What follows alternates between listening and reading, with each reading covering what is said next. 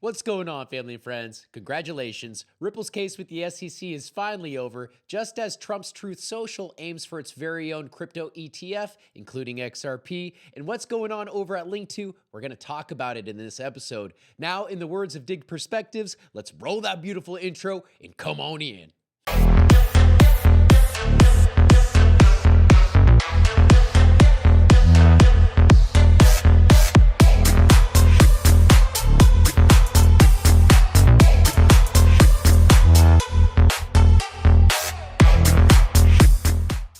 Right now, Congress, it seems, is more focused on getting stablecoin legislation passed. That went for markup last week, and I think you'll see that potentially in front of the president in weeks.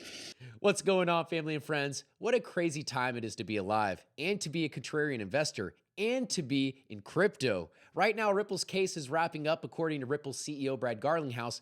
As many of you know, just over 4 years ago, the United States SEC filed its lawsuit against Ripple. I'm finally able to announce that this case has ended. It's over. This case was doomed from the start.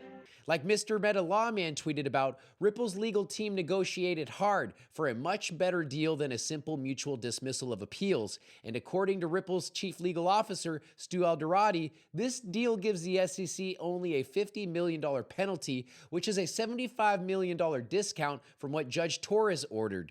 And the SEC has agreed to ask Judge Torres to lift the injunction she ordered. This is overall a great deal for Ripple and explains the delay in resolution. So while the Ripple case is winding down, there appears to be something going on with my former employer, Link2. Again, my former employer, as in I'm no longer on payroll and I do not receive any benefits. I'm a guy on the outside looking in, and I'm only creating content about companies I'm passionate about, which includes Link2. I'm a bullish investor on their platform, and overall, I've been satisfied with the access that Link2 has provided me as an accredited investor looking to deploy capital into late-stage private companies like Circle and Ripple Labs, Uphold, for minimums of $5,000.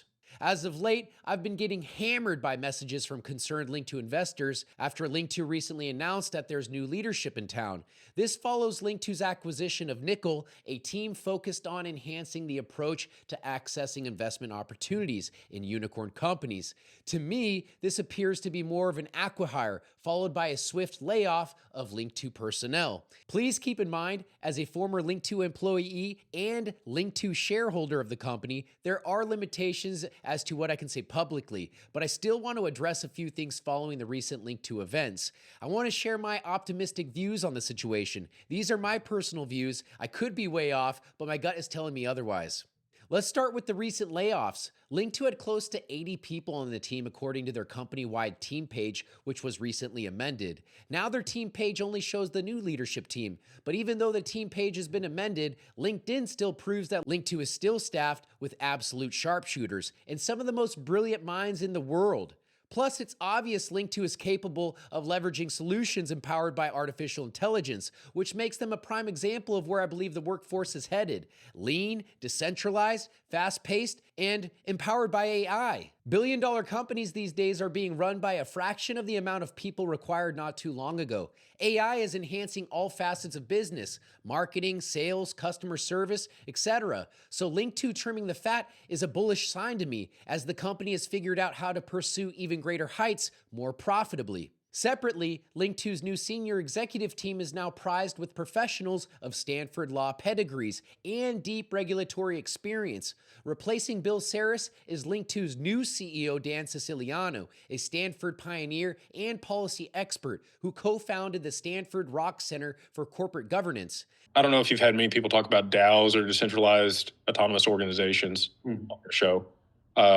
But I think that that's going to be a new form of governance for just how things work within an ecosystem or a business and how the treasury management happens. Dan served as an associate dean at Stanford Law and has testified before the U.S. Congress on finance, governance, and economic policies. So the man's legit. Sean Bowden is the new chief executive officer of Link2 Capital. Sean's past experience includes compliance, being a former CEO of a FINRA member broker-dealer and alternative trading system for digital asset securities. Sean worked as an examiner on the New York Stock Exchange back in the 90s, a compliance manager for Bank of America, and fast forward to today, he's been focused on providing liquid and efficient markets for accredited investors and institutional investors, as well as issuers seeking to access to digital asset securities. Michael Huskins has been appointed general counsel of Link2 Capital. Michael's past experience includes working at McKinsey & Company for nearly a decade. He also was the head of product operations at Twilio during their big IPO in 2016.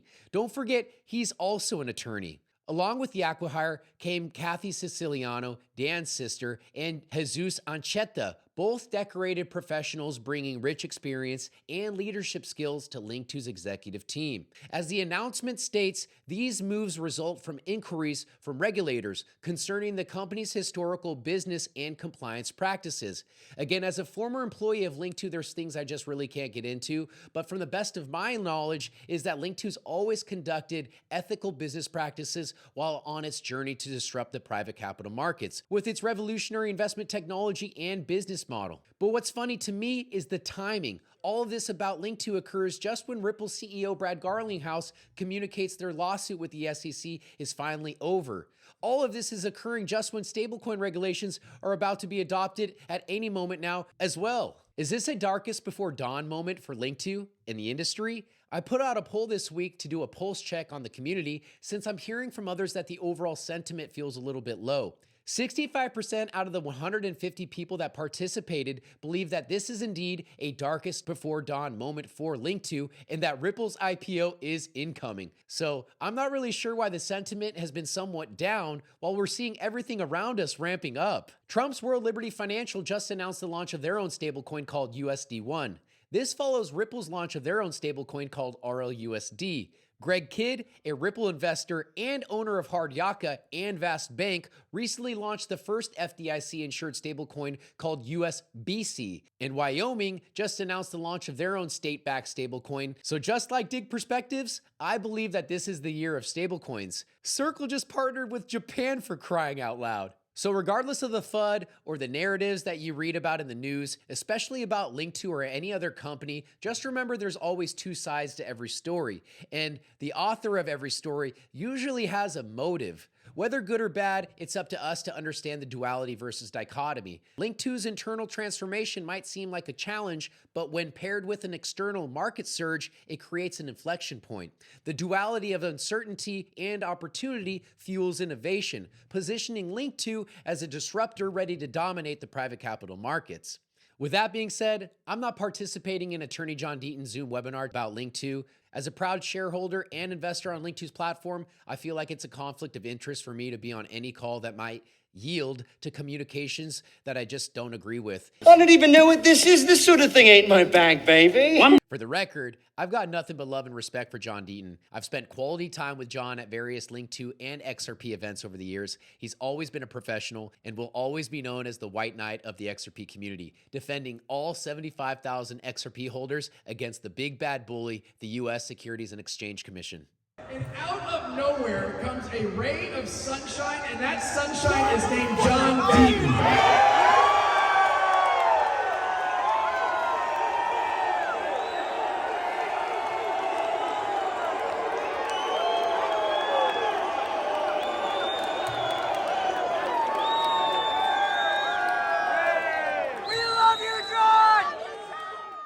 But even though I won't be tuning into John's webinar, I'll be locked in on X Spaces to tune into Ripple's SVP of Stablecoins and PolySign CEO Jack McDonald to discuss all things related to stablecoins.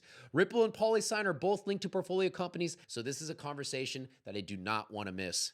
Also, over the past few weeks, I've received plenty of inquiries from people about Link2 selling investments to non-accredited investors. I recommend reaching out to Link2 directly to invest@link2.com. Again, the email is invest@link2.com. I'm just an accredited investor now on the outside looking in. I haven't been an employee of Link2 since April of 2024. But to answer the many questions received in one swift go here, from my understanding, if an investor no longer meets the accredited investor requirements, markets, they more than likely will not be able to transact, which means they won't be able to buy or sell anymore. However, your existing investments on the platform will remain there, and the next step is to wait for a liquidity event, such as an IPO or a tuck-in acquisition. Typically, when investing in the private capital markets, it's more of a waiting game, where investments often take time to mature. Traditional VC funds typically have a 10-year timeline. This does not necessarily mean that Link2 investors will be waiting that long. Even though Link2 pioneered liquidity for the private capital markets, which means the ability for us investors to enter or exit an investment before a liquidity event, Link2 still must adhere to the accredited investor regulations, which to the best of my knowledge have always been followed. I hope this provides some clarity, and I appreciate your time and for entrusting Link2 with your investments. While I personally believe our investments remain secure, given the multiple layers of security from the SPV, the custodian, and the securities laws, please note that I'm not an attorney or a financial advisor, and this should not be considered investment advice. But before I let you go, let me leave you with a few thought-provoking questions. What if Link2 courted and acquired Nickel for their deep bench of qualified leaders to navigate and govern Link2 during the biggest IPO window the world has yet to see? What if Link2 laid off its employees in various departments to redeploy its resources towards the massive regulatory shift we're about to experience in respect to stablecoins and digital asset infrastructure? What if Sullivan and Cromwell, one of the largest law firms on the planet, is very familiar that we're on the fringe of a Circle, Consensus, and Ripple IPO and wants a piece of the Link2 pie before the company balloons to its billion-dollar valuation? What if all of this is true? I'm not saying it is, but a man can hope, right? Like I hope all of my former colleagues at Link2 exercise their vested stock options. Don't get knocked off your horse because of a little FUD. Remember to stand with conviction behind your investment decisions because of the time you spent researching day in and day out.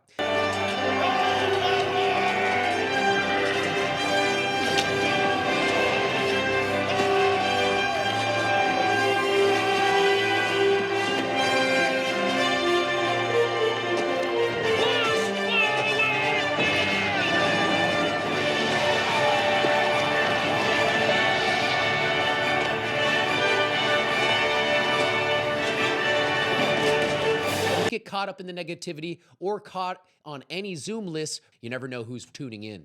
Now, with that being said, wishing all of you a great rest of your week and the best of luck on your investment journey. Thanks for tuning in. Love you mucho. The amount of XRP that was created in 2012 when it was first started, when that blockchain was first started, was 100 billion units. That can't be increased. It's slightly deflationary, and now there's about 99.9 billion units. Ripple owns about 42% of that supply. We have had, and for, I guess, 8 years, we published something called the XRP Markets Report, where we share how much we are introducing into the market, because we want that to be predictable. And that has been the case for many years now. And so we will continue to make sure that's very predictable. At some point, maybe we won't be selling as much. We'll see how that plays out in the future. At some point, maybe we won't be selling as much. We'll see how that plays out in the future.